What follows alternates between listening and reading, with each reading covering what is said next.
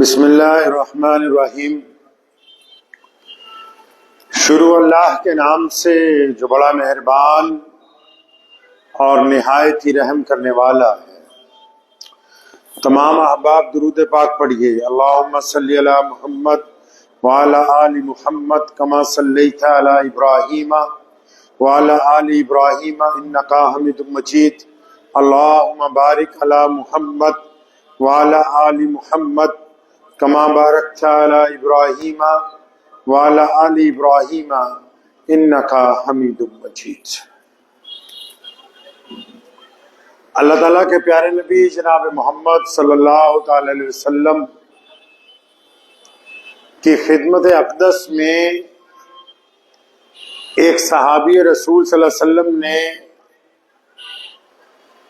گزارش کی کہ یا رسول اللہ صلی اللہ علیہ وسلم کچھ ایسی نصیحت فرما دیں جو زندگی بھر کے لیے کافی ہو جائے۔ تو پیارے نبی علیہ الصلوۃ والسلام فرماتے ہیں کہ جب تمہارا یقین کامل ہو اس بات کے اوپر کہ اللہ میرا رب ہے، یعنی کوئی بھی بندہ اس بات پر یقین کر لے کہ خدا ہے جس کی پرستش کی جاتی ہے، عبادت کی جاتی ہے، رب کو مان لے، تو پھر وہ اس بات پر یقین کر لے کہ نفع اور نقصان کا مالک جو ہے وہ صرف خدا کی ذات ہے، وہ صرف اللہ کی ذات ہے، صرف رب کی ذات ہے۔ رب چاہے گا تو نقصان ہوگا، رب نہیں چاہیں گے تو نقصان نہیں ہوگا۔ دین اسلام میں نبی علیہ الصلوۃ والسلام نے تمام انسانوں کو مشکلات میں کس طرح جینا ہے، دکھوں کے درمیان، پریشانیوں کے درمیان، دشمنوں کی سازشوں کے درمیان، مخالفت کے درمیان، مال کی پریشانی کے درمیان، یا جسمانی طور پر کوئی بیماری لگ جائے تو اس کے درمیان جینا کیسے، اس دور میں کرنا کیا ہے، مشکل وقت میں ہمیں کیا کرنا چاہیے۔ مشکل وقت ہر ایک انسان پر آتا ہے، چاہے وہ کسی ملک کا سربراہ کیوں نہ بن جائے، چاہے وہ کوئی دولت مند بندہ کیوں نہ ہو، خواہ وہ غریب آدمی ہو، مرد ہو، عورت ہو، زندگی میں کبھی نہ کبھی مشکل وقت آتا ہے اور پھر چلا جاتا ہے۔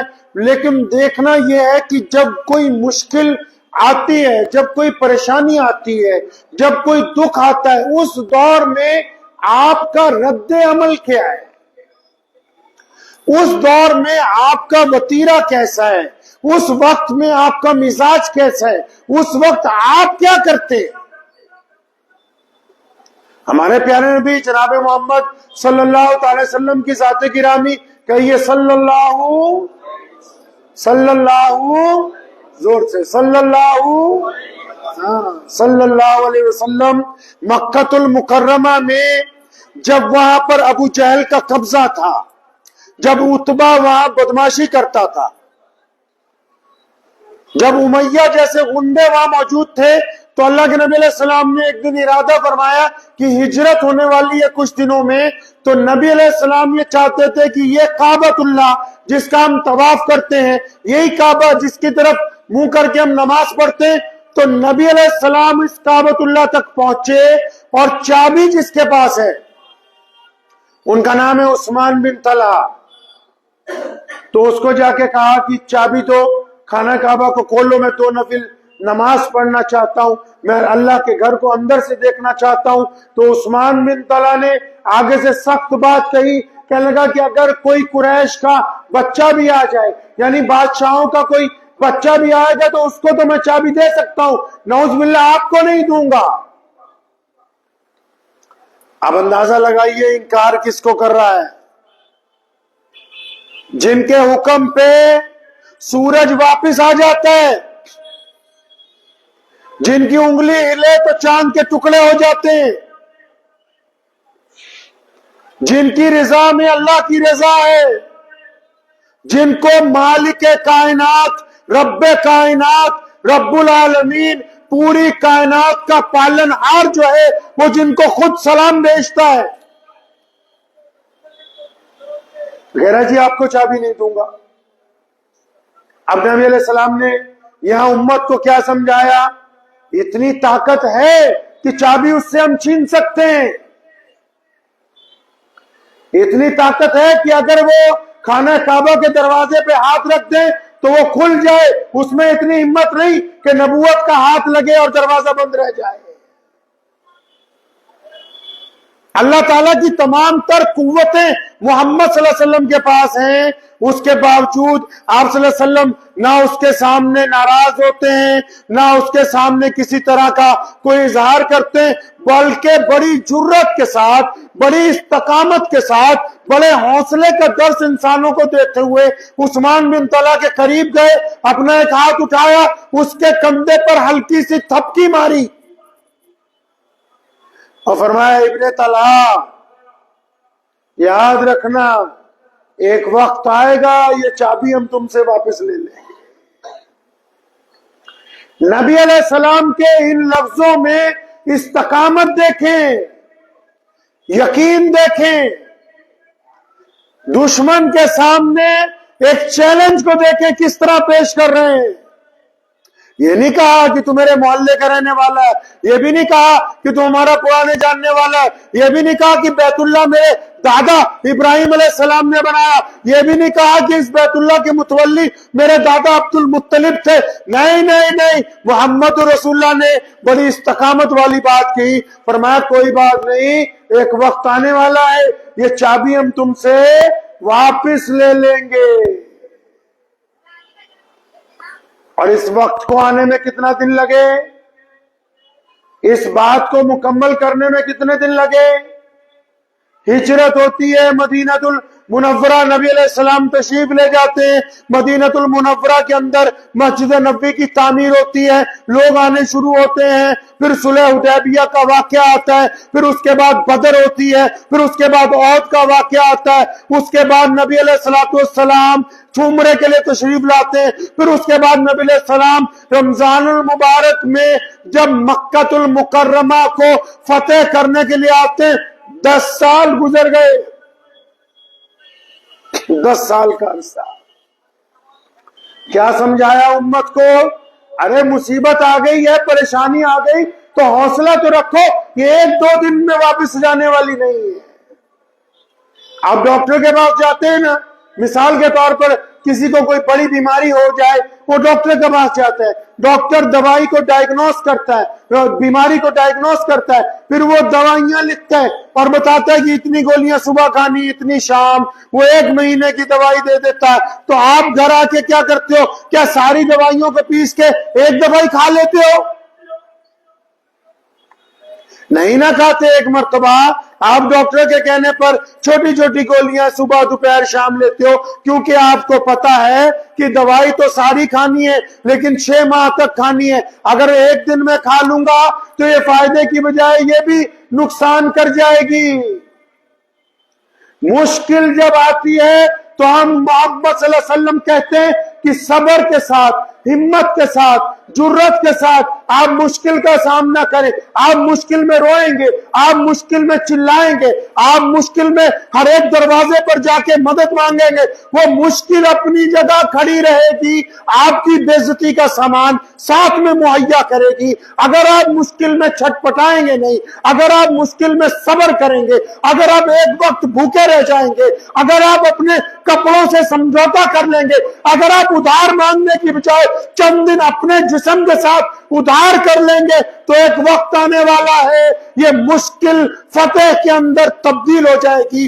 اس مشکل کو آپ سے پیچھے ہٹنا ہے، لیکن اب یہ فیصلہ آپ کو کرنا ہے کہ مشکل کے دنوں میں ہر ایک دروازے پر ماتھا ٹیکو گے، مشکل کے دنوں میں ہر ایک کے پیر پکڑو گے، مشکل کے دنوں میں ہر ایک کے آگے آنسو بہاؤ گے، یا مشکل کے دنوں میں اپنے رب پر یقین رکھ کے، اپنے رب کے اوپر کامل ایمان رکھ کے اپنے آپ کو صبر سے روکو گے، ہمت سے روکو گے اور اس مقصد کے لیے لگے رہو گے جس مقصد کی طرف تمہیں آگے بڑھنا ہے، یہ فیصلہ آپ کو اپنی زندگی میں کرنا ہے۔ اب وہ مشکل خواہ کاروبار کی ہے، اب وہ مشکل شاید جسم کی پریشانی کی ہے، اب وہ مشکل چاہے مالی پریشانی کی ہے، اب وہ مشکل چاہے مذہب کی ہے، چاہے سیاست کی ہے، اب یہ آپ نے طے کرنا ہے کہ مشکل میں بدنامی حاصل کرنی ہے یا پھر اپنے آپ کو ہمت کے ساتھ قائم کرنا ہے، یہ آپ طے کریں گے۔ ہمارے نبی علیہ السلام نے طے کیا۔ سیدنا عمار بن یاسر رضی اللہ تعالیٰ عنہ فرماتے ہیں، عمار بن یاسر رضی اللہ عنہ فرماتے ہیں کہ میری والدہ سب سے پہلی شہید ہے اسلام کی۔ فرماتے ہیں میرے والد پر اتنا تشدد ہوا، وہ بھی اللہ کو پیارے ہو گئے، شہید ہو گئے۔ فرماتے ہیں کہ مجھے اتنا ابو جہل، عتبہ، امیہ، عبداللہ بن معید اتنا مارتے تھے، وہ ذہنی طور پر کچھ گھنٹوں کے لیے دماغ کھو جاتے تھے، اپنا ہوش ہی نہیں رہتا تھا کہ میں کیا بول رہا ہوں، میں کہاں ہوں، میں اتنا مارتے تھے ان کو، عمار بن یاسر رضی اللہ تعالیٰ عنہ کو۔ فرماتے ہیں کہ مکے کے وہ دن جب انہوں نے مجھے مارا، انہوں نے میری کھال جلائی، تپتی ہوئی سلاخیں میرے پر رکھی گئی، میری ماں کو شہید کیا گیا۔ پھر کہتے ہیں وہ دن آیا جب ریاست مدینہ میں محمد رسول اللہ تشریف فرما ہے، عمار بن یاسر بھی وہاں ہے، ایک مسلمانوں کا بہت بڑا جرنیل ہے جس کو نبی علیہ السلام نے فرمایا یہ اللہ کی تلوار ہے، اس کا نام خالد ابن ولید ہے، اور ساری زندگی ابن ولید کے آگے نہ کیسر و کسرا کبھی ٹک سکے، نہ ہرمس کبھی ٹکا، نہ کوئی رومی جرنیل اس کے آگے کھڑا ہو سکا۔ اب ابن ولید کا، عمار بن یاسر کا کسی بات کو لے کے تکرار ہوئی ہے مدینے میں، اور خالد ابن ولید شہزادے ہیں، اور مسلمانوں کو درجنوں ملک اس بندے نے فتح کر کے دیے۔ نبی علیہ السلام کا فتح مکہ کے دن فوج کا ہر اول دستہ جو ہوتا ہے اس کا کمانڈر خالد ابن ولید ہے۔ اب عمار بن یاسر کے ساتھ جو بحث ہوئی کسی معاملے کو لے کے، وہ پہنچے نبی علیہ السلام کے دربار میں۔ کون؟ ابن ولید، جن سے رسول اللہ راضی ہے، جن کو خدا کی تلوار کا لقب دیا گیا، جو مسلمانوں کے فاتح ہیں، جو فتح مکہ کا اولین جرنیل ہے۔ اب یہ سوچ کے چلا جا رہا ہے کہ میں شہزادہ بھی ہوں، صحابی بھی ہوں، نیک بھی ہوں، جرنیل بھی ہوں۔ اب نبی علیہ السلام کو عمار بن یاسر کی شکایت لگاؤں گا تو میری طرفداری ہوگی۔ وہ پہنچے، نبی علیہ السلام کو کہا یا رسول اللہ میری عمار بن یاسر سے ناراضگی ہو گئی، فلاں بات پر آپ بلا کے اس کو پوچھیں۔ اور پیارے نبی علیہ السلام نے فرمایا اے ابن ولید میری بات سن، کیا ناراضگی ہوئی یا نہیں ہوئی میں اس بحث میں نہیں پڑھوں گا، لیکن ایک بات کان کھول کے سن لے، جس نے عمار بن یاسر کو ناراض کر دیا اس نے رسول اللہ کو ناراض کر دیا، جس نے عمار بن یاسر کو راضی کر لیا اس نے محمد رسول اللہ کو راضی کر لیا۔ عمار بن یاسر رضی اللہ عنہ فرماتے ہیں کہ میرا سینہ اتنا چوڑا ہوا وہ ساری 14 سال کی تکلیفیں بھول گئی، وہ سارے ظلم بھول گئے کہ اتنی عزت کو مشکل میں جو 14 سال گزارے، تشدد میں جو 14 سال گزارے، آج اس مقام پر پہنچ گئے کہ دربار مدینہ میں جو کائنات کا سب سے بڑا دربار ہے، اس دربار میں اگر کوئی ان کی ذرا سی بات لے کر پہنچا تو محمد صلی اللہ علیہ وسلم نے اتنا بڑا اعلان کر دیا کہ جو عمار بن یاسر کو خوش رکھے گا میں محمد رسول اللہ صلی اللہ علیہ وسلم اس سے خوش ہوں گے۔ کیوں؟ کیونکہ مصیبت جو ہے، دکھ جو ہے، پریشانیاں جو ہیں، وہ صبر کے ساتھ کاٹی، کبھی اپنے نبی صلی اللہ علیہ وسلم کو آ کے شکایت نہیں کی، کبھی دکھوں کا رونا نہیں رویا۔ آج تو ذرا سی پریشانی آتی ہے، یہ ڈپلیکیٹ جتنے بابے ہیں یہ کیوں کامیاب ہو گئے؟ یہ دیواروں پہ پوسٹر لگے ہوئے ہیں، تعویذ لے لو، یہ کر لو۔ آپ جائیے نا سڑکوں پہ پوسٹر لگے ہوئے ہیں کہ فلاں میاں جی، فلاں بابا جی، پوسٹر لگے ہوئے ہیں سڑکوں پہ، تعویذ بیچ رہے ہیں۔ کیوں؟ ارے جن کو مصیبتوں کا سامنا کرنا نہیں آتا، جن کو دکھ میں صبر کرنا نہیں آتا، جن کو پریشانی میں اپنے رب کو پکارنا نہیں آتا، وہ تڑپتے پھرتے ہیں ذرا سی بات پر، کبھی اس کے آگے جا کے منت مانگتے ہیں، کبھی اس کے آگے، اور پھر ایسے ہی ڈپلیکیٹ چوروں کے ہاتھ لگ جاتے ہیں جو کہتے ہیں کہ ہم گھر میں سکون لے آئیں گے، ہم تمہارا عشق دلوا دیں گے، ہم تمہاری پریشانی دور کر دیں گے، ہم تمہارا جادو دور کر دیں گے، اور پھر جا کے ان کو 5-5 10-10 ہزار دے کے پھر ٹک کے بیٹھتے ہیں، وہاں سے بھی ان کو دھوکہ ہی حاصل ہوتا ہے. یہ بے یقینی ہے جس وجہ سے یہ در در کی ٹھوکریں کھاتے ہیں. وہ سر نہیں جو ہر در پر جھکے، وہ سر نہیں ہے جو ہر در پر جھکے، اور وہ در بھی نہیں جس پر ہر سر نہ جھکے. جو سر ہر ایک دروازے پہ جھک جائے وہ کیسا سر ہے؟ جو یہ بھی نہیں دیکھتا کہ دروازہ کس کا ہے، جو یہ بھی طے نہیں کرتا کہ اس دروازے پر مانگنا چاہیے کہ نہیں چاہیے. کہا نا اس نے کہ خدا سے مانگ کہ یہی وہ در ہے جہاں پر کوئی بے عزتی نہیں ہے. ہم جا رہے ذرا سی مصیبت آ رہی، کبھی یاروں دوستوں کو، کبھی رشتہ داروں کو، کبھی پڑوسیوں کو بار بار پوچھ رہے کہ اتنے پیسے ادھار دے دے گا، اتنا پیسہ ادھار دے دے گا، اتنی چیز ادھار دے دے گا. اپنے آپ سے ادھار کیوں نہ کر لیں؟ بینکوں سے ادھار لے کے خوشیاں خریدنے والوں، تمہاری شادی میں اتنے قرضے ہوتے ہیں کہ دوسرے دن صبح کو مہینے کی قسطیں دینے کے لیے تمہارے ماں باپ کو، تمہارے بھائیوں کو سارا دن ادھر ادھر دوڑنا پڑتا ہے، کیونکہ جو خوشیاں تم نے خریدی ہیں، جو بینڈ باجے تم نے بجائے ہیں، جن ڈیجوں کی دھڑک کے اوپر تم ناچتے رہے ہو، وہ سارے کا سارا ادھار کا مال ہے. تم اس میں عزت سمجھتے ہو، یہ عزت نہیں ہے. بے عزتی تو تمہارے دروازے پر کھڑی ہے، جو صبح کو قسط لینے والا بھاگا ہوا آ رہا ہے تمہیں ذلیل کرنے کے لیے. بیمار ہو گئے تو کیا ہو گیا؟ کوئی مصیبت آ گئی ہے؟ اللہ تعالیٰ فرماتے ہیں نا سورہ عمران میں کہ اگر اللہ کی ذات پر یقین ہے تو جس کام کا ارادہ کر لیا ہے، اگر یقین اللہ پر ہے، اگر یقین رب پر ہے، اگر یقین ایشور پر ہے، اس خدا پر ہے جو پالن ہار کائنات کا، اگر اس پر یقین ہے تو اللہ قرآن میں فرماتے اگر تم نے اپنے رب پر یقین رکھ کے کسی نیک کام کا ارادہ کر لیا ہے تو یاد رکھو اب تمہارا دوست وہ خدا ہے، اور خدا جس کا دوست بن جائے اس کے کام دنیا کی کوئی طاقت روک نہیں سکتی ہے. کوئی طاقت تمہارے کام کو نہیں روک سکتی.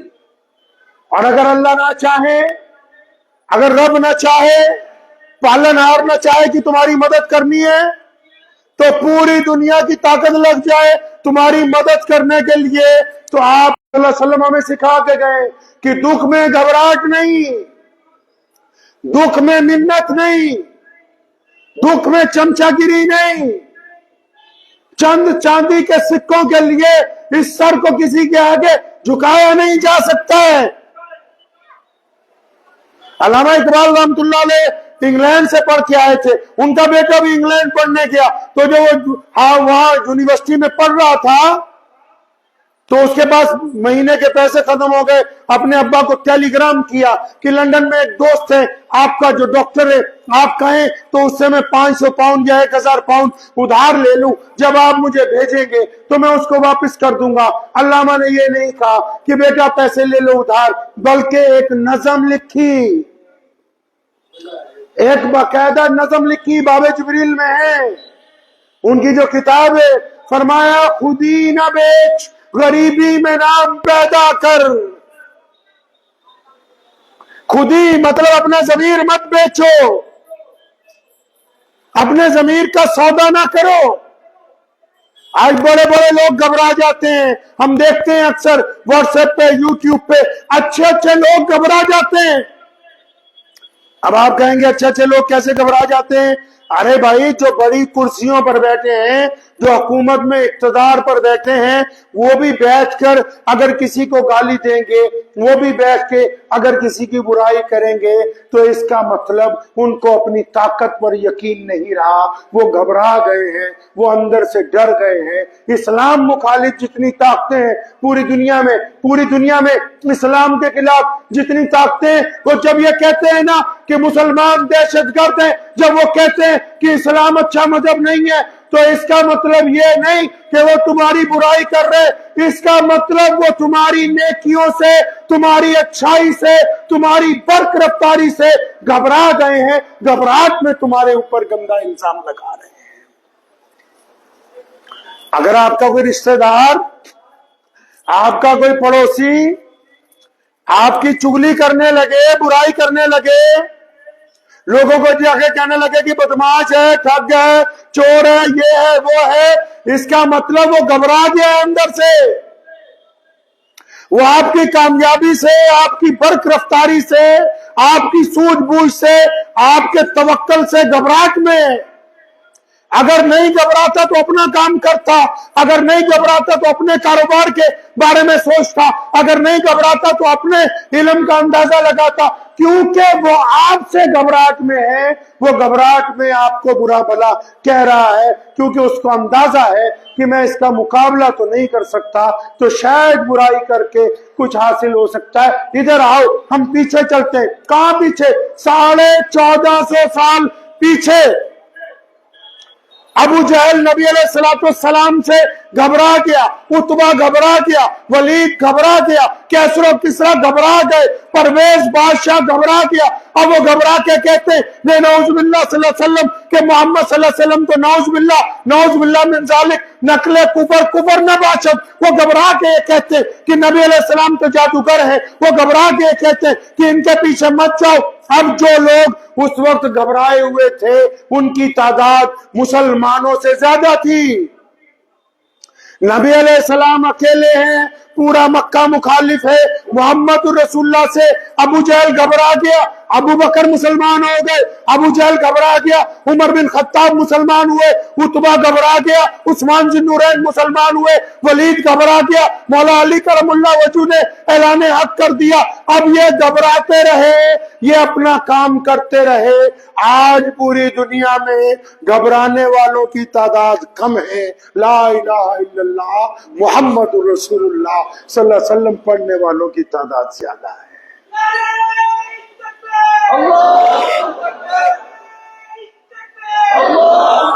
اب اندازہ لگائیں کہ نبی علیہ السلام نے انسانوں کو یہ سمجھایا کہ اگر کوئی تمہاری مخالفت کرتا ہے، کوئی تمہارے پیچھے پڑ جاتا ہے، کوئی تمہاری برائی کرتا ہے، تو آپ اس کام میں اپنا وقت مت ضائع کرو کہ وہ کیسا ہے، وہ کہاں سے آیا۔ نہیں، ہم کو اپنا کام کرنا ہے، ہم کو اپنا پروجیکٹ اچھا بنانا ہے، ہم کو اپنی تبلیغ بہتر بنانی، ہم کو اپنا دین بہتر بنانا ہے، ہم کو اپنا رویہ اچھا کرنا ہے، ہم کو اپنا کردار اچھا کرنا ہے۔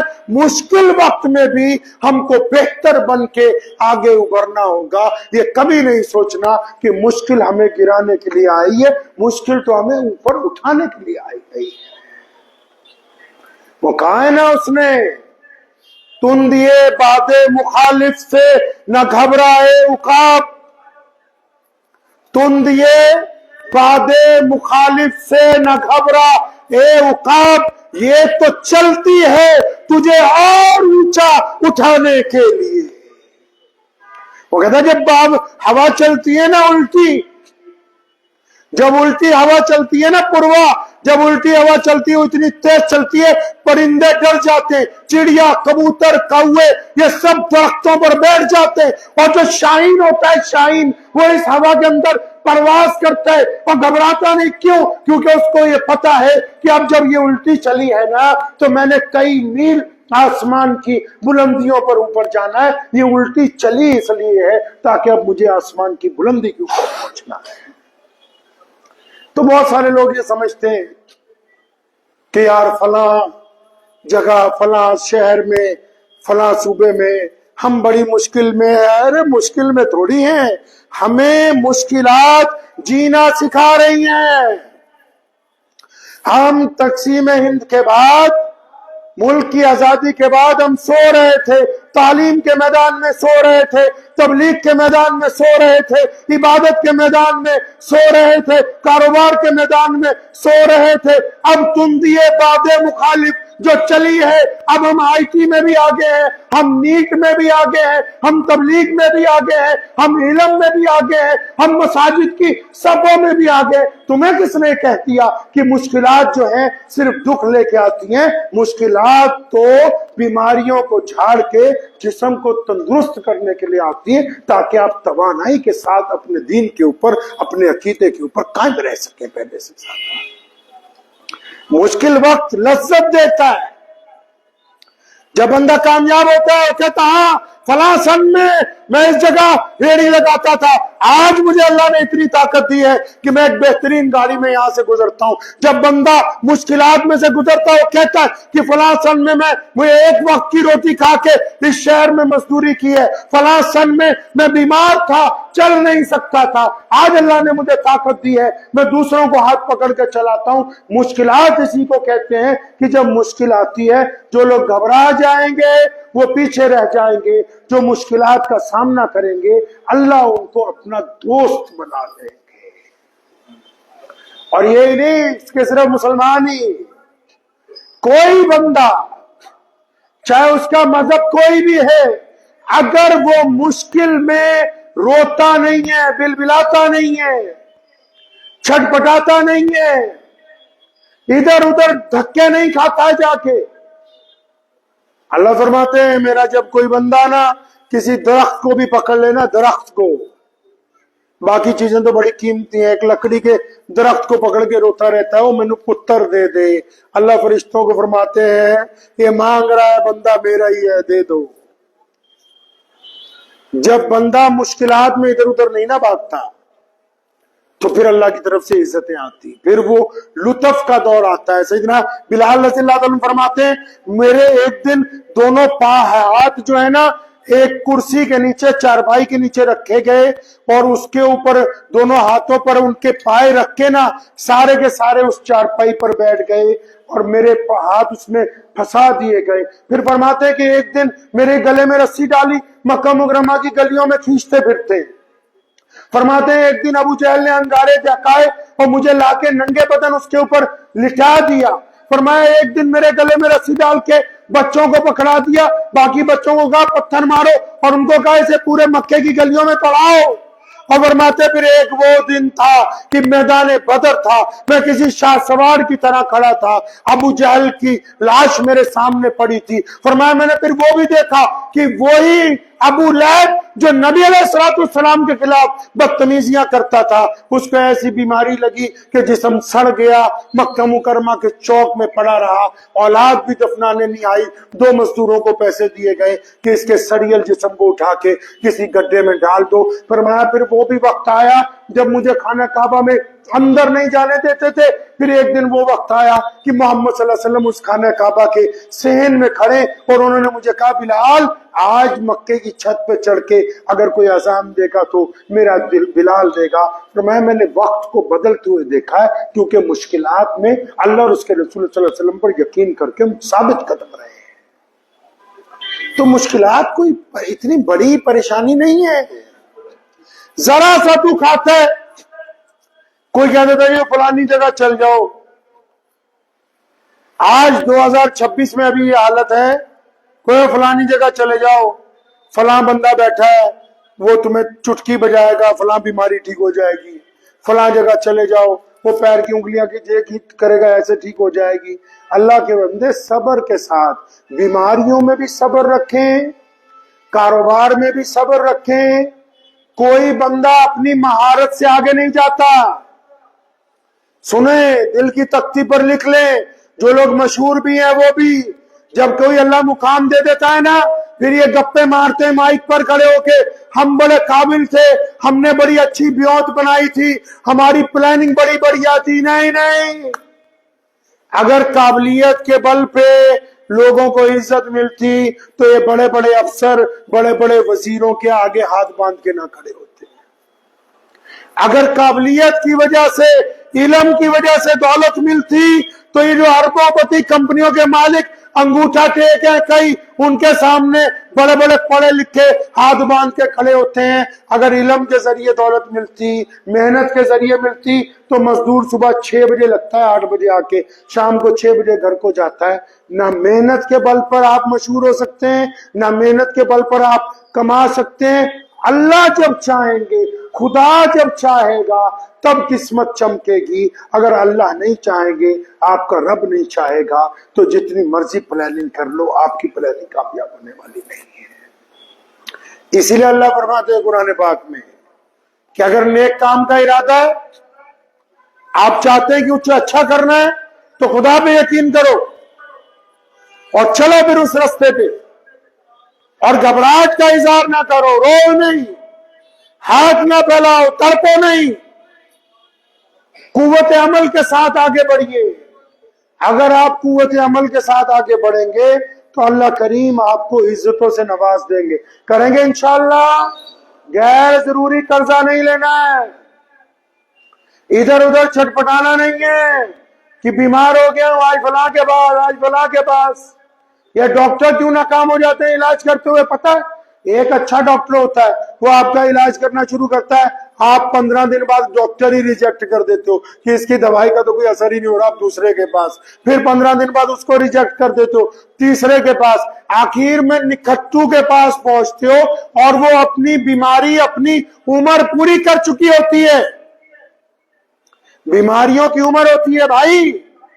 مثال کے طور پر کسی کو اگر فرسٹ اسٹیج پہ کینسر ہے 2 سال میں ٹھیک ہو جائے گا، کسی کو ٹی بی ہے 6 مہینے میں ٹھیک ہوگی، کسی کو کالی کھانسی ہے اس کی مدت 5 سال ہے، کسی کو چکن گنیا ہو گیا اس کی مدت 1 مہینہ ہے۔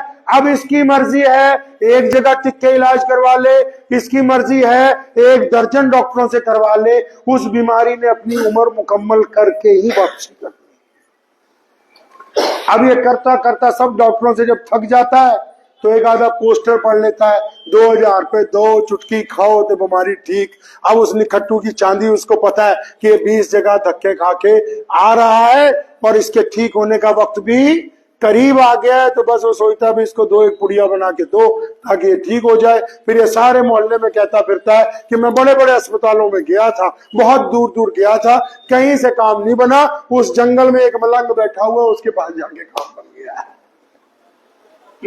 بے یقینی، یقین رکھیں، یہ اسلام نے سکھایا ہے، یہ محمد رسول اللہ نے ہمارے دین میں جو 5 بنیادی چیزیں ہیں، کیا ایک اللہ کی عبادت، ایک محمد رسول اللہ صلی اللہ علیہ وسلم کی اطاعت، صرف ایک ہی قرآن پاک کو کتاب تسلیم کرنا، ایک ہی کعبۃ اللہ کی طرف منہ کر کے نماز پڑھنا، اور ایک محمد رسول اللہ کے جو فرمان ہیں ان کے علاوہ کسی فرمان کو تسلیم نہیں کرنا۔ یہ جو بنیادی باتیں ہیں نا اسلام کی، اس نے پوری دنیا میں مسلمانوں کو استقامت عطا فرمائی ہے۔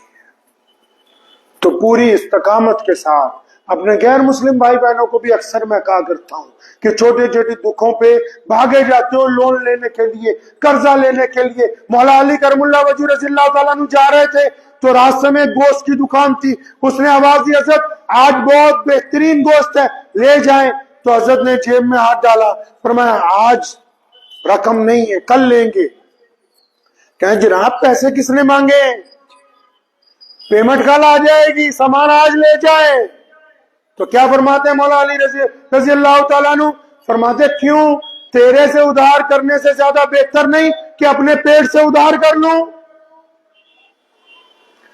تمہارے سے قرضہ لینے سے بہتر نہیں کہ اپنے کپڑوں کے ساتھ گزارا کر لوں، اپنے اسی پرانے گھر میں چند مہینے اور گزارا کر لوں، اپنی اسی گاڑی کو چند مہینے اور چلا لوں؟ تمہارا قرضہ کیوں لے لوں، تمہارا متی، تمہارا غلام کیسے بن جاؤں؟ تو ذہن نشین کیجئے، چھوٹی چھوٹی باتوں پہ گھبرانا نہیں ہے، چھوٹی چھوٹی باتوں پہ قرضہ نہیں لینا ہے، چھوٹی چھوٹی باتوں پہ ادھار نہیں مانگنا ہے۔ عزت نفس بڑی چیز ہے، سیلف ریسپیکٹ بڑی چیز ہے، آتم سمان بڑی چیز ہے، ساری چیزیں اس کے آگے ہیچ ہیں، ختم ہے ساری کی ساری چیزیں۔ تو اس لیے اس بات کو ذہن نشین کریں کہ انشاءاللہ تعالی مشکلات میں گھبرائیں گے نہیں، مشکلات کا صبر کے ساتھ، ہمت کے ساتھ، جرأت کے ساتھ مقابلہ کریں گے۔ وآخر دعوانا ان الحمدللہ رب العالمین۔